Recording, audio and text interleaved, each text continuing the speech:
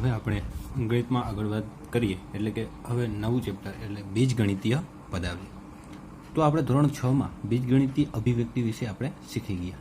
ધોરણ 6માં આપણે શું એવું શીખાતું કે x + 3 x + 5 આવી આ બીજગણિતીય અભિવ્યક્તિ વિશે શીખી ગયા.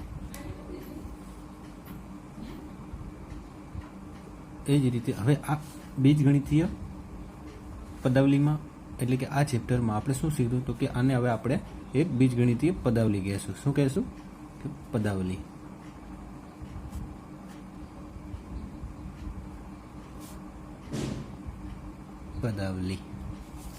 તો આ ચેપ્ટરમાં આપણે શું યાદ કરીશું તો કે બીજગણિતીય પદાવલી તરીકે ઓળખીશું. આને શું કહેશું આપણે?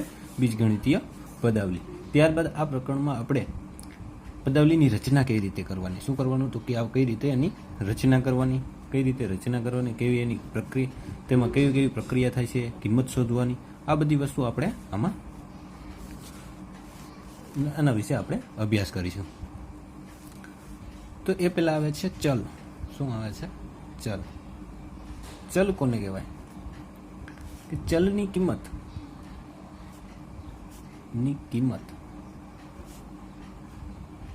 અલગ અલગ એટલે કે જુદી જુદી હોય.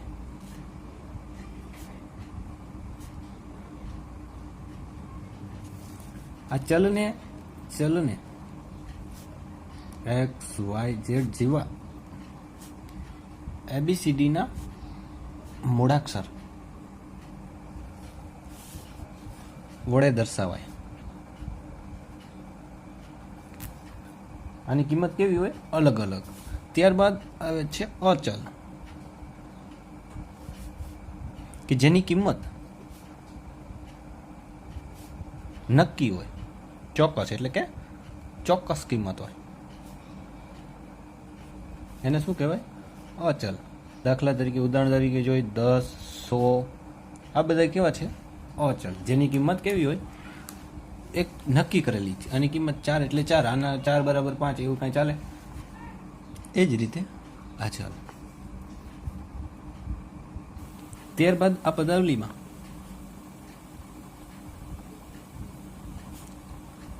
પદ અને અવયવ કોને કહેવાય? પદ અને અવયવ. તો પેલા પદની વાત કરીએ કે જેને અલગ રીતે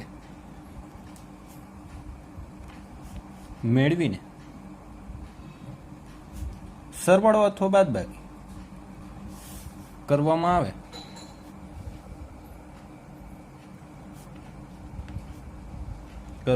આવ્યો તે ભાગોને પદ કહે છે.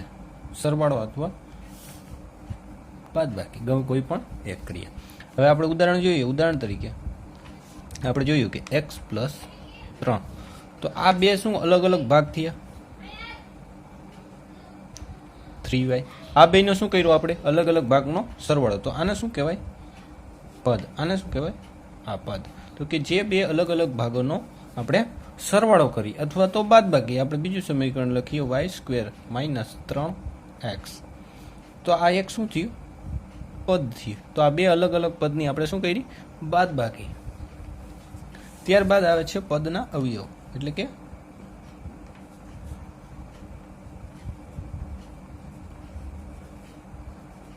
આપણે ઉપર સમીકરણ જોયું. શું હતું સમીકરણ? તો કે y² - 3x. તો આને શું કહેવાય? આ એક પદ થયું, આ x, આ 3x, આ y². તો આને શું કહેવાય? પદ. આપણે શું કરવાનું છે? પદના અવયવ એટલે કે આપણે આનો એક શાખા જેવું દોરીએ એટલે કે ટ્રી ચાર્ટ. શું દોરીશું? આ ગુણાકાર છે y² એટલે આના અવયવ શું પડે? y, 2 વખત y. આના શું પડે? તો કે આનો એક 3 અને આનો x. તો આ શું થયા? અવયવ. શું થયું? અવયવ. એ જ રીતે આપણે બીજું ઉદાહરણ જોઈએ. આ બુકનું ઉદાહરણ લઈએ. 4x - 2 - 3xy. તો આના આપણે શું કરવાના છે? પદ અને અવયવ. તો પહેલા તો પદ કોને કહેવાય? પદ કે પહેલા આના બે પદ એક 4x નો વર્ગ, બીજું કયું તો કે બીજું 3x ને y. હવે આના શું કરવાના અવયવ, તો કે આના કેટલા અવયવ પડશે, એક તો 4, પછી x નો વર્ગ છે એટલે કે x 2 વખત હોય, x ની 3 ઘાત હોય તો 3x લખવાના. એ જ રીતે અહીંયા 3, એક ત્રગડો, એક x અને એક y. આ શું થયા એના અવયવ. પદ કેટલા મળ્યા આપણને તો કે 2. પહેલું પદ 4x નો વર્ગ અને બીજું 3xy. અવયવ કેટલા મળ્યા તો કે 4x ના વર્ગના 3 અવયવ, 4x અને બીજો x. આ 3xy જે આ પદ છે એના 3 અવયવ, એક 3x અને y. ત્યારબાદ આપણે આગળ વાત કરીએ કે સહગુણક કોને કહેવાય. સહગુણક કોને કહેવાય તો કે આપણે જે અવયવ જોયા, આ અવયવ કેવા છે, આ અવયવને આપણે આ એક સંખ્યા છે તો આને કેવો અવયવ કહેવાય, સંખ્યાત્મક અવયવ. આ y ને x આ કેવા એક પ્રકારના ચલ એટલે કે બીજગણિતીય અવયવ. કેવો કહેવાય, બીજગણિતીય અવયવ.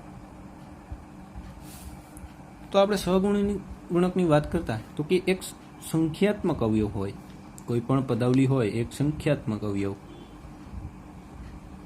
એક અવયવ સંખ્યાત્મક અને બીજો અવયવ કેવો હોય, બીજો અવયવ બીજગણિતીય તે હોય.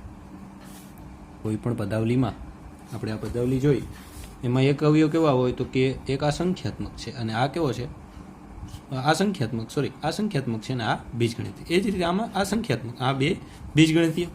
તો જે આ સંખ્યાત્મક એટલે કે જે આ સંખ્યાત્મક અવયવ છે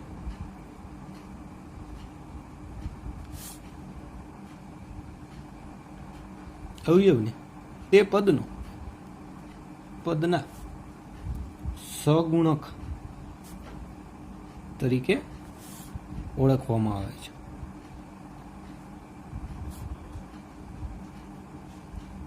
આપણે ઉપરનું જ ઉદાહરણ જોઈએ કે 3x એટલે 4x નો વર્ગ માઇનસ 3x. તો આમાં પદ કયું થાય, બે પદ મળે, એક 4x નો વર્ગ અને બીજું 3xy. સોરી અહીંયા માઇનસ આવશે, આ માઇનસ પદ છે એટલે અહીંયા માઇનસ આવે, સોરી. આનો અવયવ એક પણ માઇનસ થશે. તો આ બે પદ મળે આપણને. આ પદમાં, આ બંને પદમાં સંખ્યાત્મક અવયવ જોવો જોઈએ. એક આ છે 3, આ 4 અને બીજો કયો છે તો કે -3. એક આ 4, અહીંયા સંખ્યાત્મક અવયવ લખું, સંખ્યાત્મક અવયવ એક અહીંયા 4 મળે, અહીંયા કયો મળે 3. તો આ જે સંખ્યાત્મક અવયવ છે એને આ પદનો શું કહેવાય તો કે આ પદ 4x નો વર્ગ એટલે કે x² નો સહગુણક શું થાય 4 અને આ xy નો સહગુણક શું થાય તો કે -3. સમજાણું? એ જ રીતે આ અવયવ. તો બીજું ઉદાહરણ જોઈએ, 5xy વત્તા 10. તો હવે આવી એક પદાવલી આપે અને તમને એવું પૂછે કે 5xy પદનો સહગુણક જણાવો.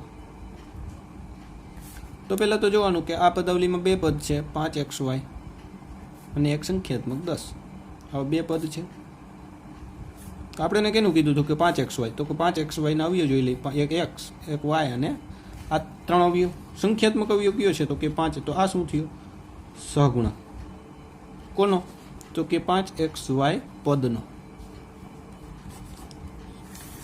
હવે આગળ વાત કરીએ તો કે કેટલીક વખતે શબ્દ સહગુણકનો ઉપયોગ વ્યાપક કરવામાં આવે છે. દાખલા તરીકે આ 5xy છે, એમાં 5 એ સહગુણક છે, 5 એ xy નો શું છે, આપણે વાત કરી સહગુણક છે. હવે કોઈ એમ કે x નો સહગુણક જણાવો, x નો સહગુણક, x નો સહગુણક. તો x નો સહગુણક શું થાય, બીજા બાકીના બે જે વધ્યા એ એના સહગુણક. કોઈ એમ કે y નો સહગુણક જણાવો, તો શું થાય 5x.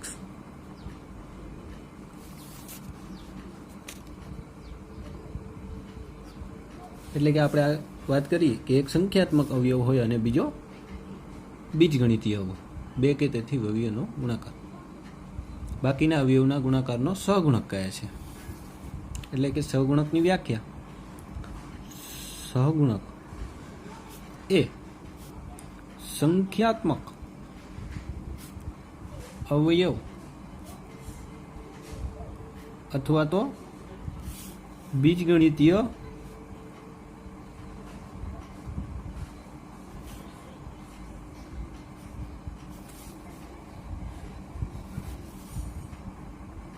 અવયવ બે કે તેથી વધુ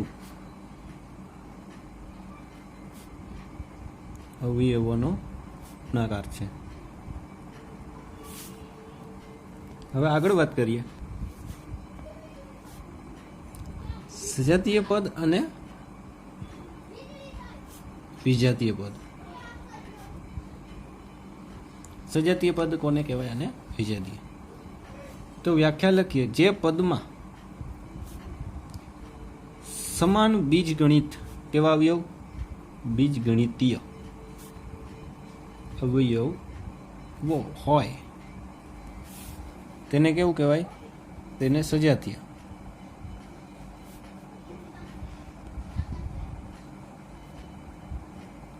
કેવા અવયવ સમાન હોય? તો કે સમાન બીજગણિતીય અવયવો હોવા જોઈએ. કેવા હોવા જોઈએ? બીજગણિતીય. તો આપણે ઉદાહરણ જોઈએ કે 2xy વત્તા 5xy આ એક પદાવલી છે. આ પદાવલીના બે અવયવ પાડીએ આપણે. એટલે પદ જોઈએ તો કે એક 2xy અને બીજું પદ 5xy. તો કે આ બંને પદ જે છે એ સજાતીય છે કે વિજાતીય એ આપણે નક્કી કરવાનું છે. કે તો આના અવયવ જોઈએ, આના અવયવ પડે 2x અને y, આના પણ એ જ 5x અને y. આ એના શું થયા? આ પદ અને અવયવ. હવે આપણે વ્યાખ્યામાં શું જોવાનું કીધું કે એના બીજગણિતીય અવયવ કેવા હોવા જોઈએ? સમાન. તો કે આ કેવા છે? આ સંખ્યાત્મક છે અને આ કેવા છે? બીજગણિતીય. એ જોજો બે પદમાં સમાન છે. તો કે હા. તો કે આપેલા બે પદ જે છે એ કેવા છે? સજાતીય પદ. કેવા છે? સજાતીય પદ. ત્યારબાદ વિજાતીય પદ એટલે કે જે પદમાં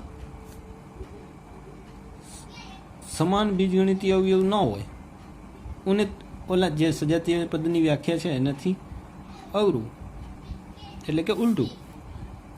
ઓમાં સમાન હોવો જોઈએ, આમાં સમાન ન હોય તેને વિજાતીય કહેવાય છે. આપણે ઉદાહરણ જોઈએ કે 3x વત્તા 4. હવે આ બેના પદ જોઈએ તો કે એક આનું 3x, આ 4. આવા બે પદો મળે આપણને. તો આના અવયવ જોઈએ તો કે 3 અને x, આના અવયવ 1 4. આ શું થયા? અવયવ. તો આના જોવો જોઈએ બીજગણિતીય અવયવ આમાં એક છે, આમાં તો કાંઈ છે જ નહીં. બીજગણિતીય સંખ્યાત્મક એક છે તો જોવો જોઈએ અલગ અલગ છે. તો આને કેવા કહેવાય? વિજાતીય પદ. ત્યારબાદ આવે છે એકપદી. એકપદી કોને કહેવાય? દ્વિપદી. ત્રિપદીની વ્યાખ્યા તો કે જે પદમાં, એટલે કે જે પદમાં એક જ પદ હોય, જે પદાવલીમાં એક જ પદ હોય તેને કેવું કહેવાય? એકપદી.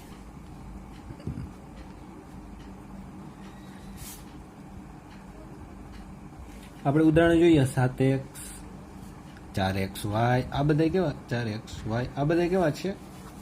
એકપદી. ત્યારબાદ આવે છે દ્વિપદી, કે જે પદાવલીમાં બે વિજાતીય, કેવા? વિજાતીય પદો હોય. કેવા પદાર્થીય? સજાતીય નહીં, અહીંયા ધ્યાન રાખજો. વિજાતીય પદો હોય તેને કેટલા? તો કે 2. દ્વિપદી પદાવલી કહે છે. એકપદી પદાવલી,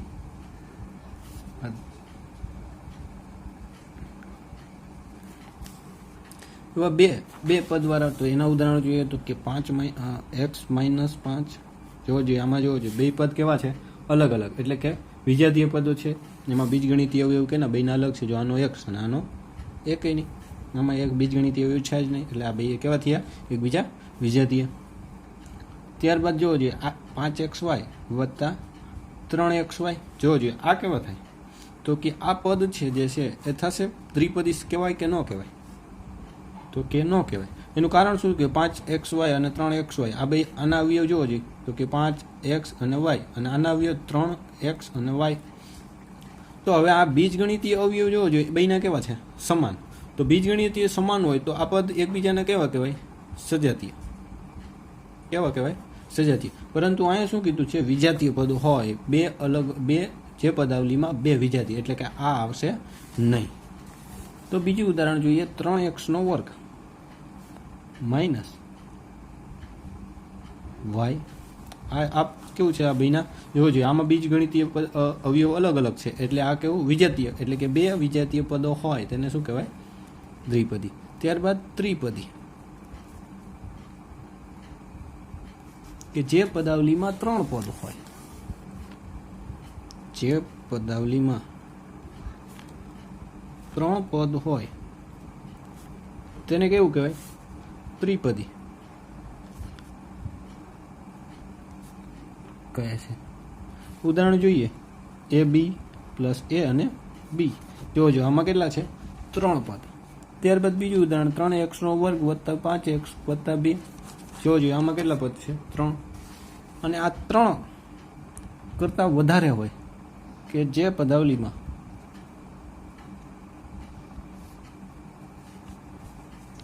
એક અથવા એક કરતાં વધારે હોય, એક અથવા તેથી વધુ હોય, વધુ પદ હોય તેને કેવું કહેવાય બહુપદી. આમ આપણે શું શીખ્યા તો કે એક પદી દ્વિપદી કોને કહેવાય અને ત્રિપદી અને બહુપદી પદાવલી કોને કહેવાય. તો હવે નેક્સ્ટ ટાઈમ આપણે આ સ્વાધ્યાય જોશું.